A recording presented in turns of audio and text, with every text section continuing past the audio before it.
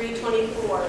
Some of the well-known organizations on our list, you can pick up all of the organizations on the table. There's a list of all of them, but they include the American Cancer Society, American Lung Association, American Heart Association, Fletcher Allen Healthcare, Vermont Medical Society, VHRB, and VILIAC, and tons more.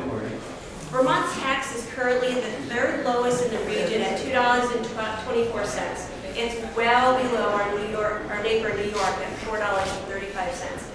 Even if we raised it by $1, we'd still be $1 less than New York's tax. More importantly, raising the tax will address two of the state's priorities, addressing healthcare costs and the deficit, by preventing and reducing smoking in Vermont. Why are high cigarette excise taxes important? Because they keep the prices of cigarettes high, and that's the most effective single strategy to reduce youth smoking and to motivate smokers to quit.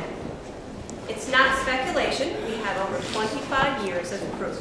When the price of cigarettes is increased, per capita sales fall every time, and state revenues increase every time. Why does Vermont need to look at raising its tobacco excise tax? We've made progress in reducing smoking rates. But 84,000 adults and 6,000 kids still smoke in Vermont.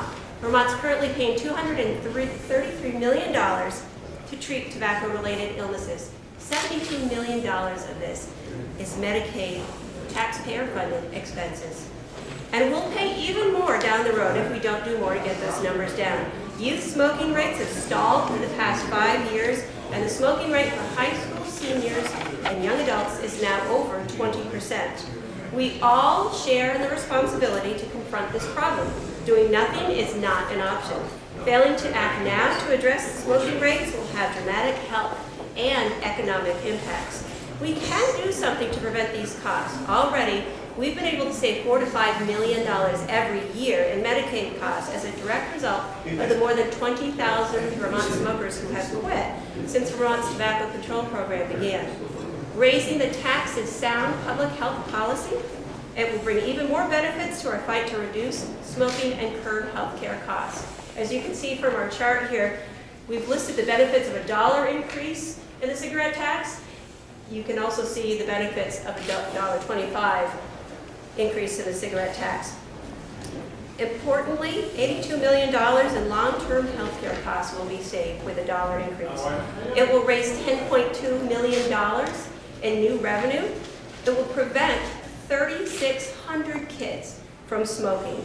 It will cause 2,000 adults to quit smoking, and it will save 1,600 Vermonters from premature smoking-caused deaths. As you'll see from the poster, the benefits for a $1.25 increase is even higher. Vermonters agreed a tax increase is needed. Along with these 46 organizations, we have hundreds of postcards here to legislators supporting the tax increase, and Rebecca Ryan from the American Lung Association will share with you now new poll results that we have that show broad support across Vermont for increasing this tax.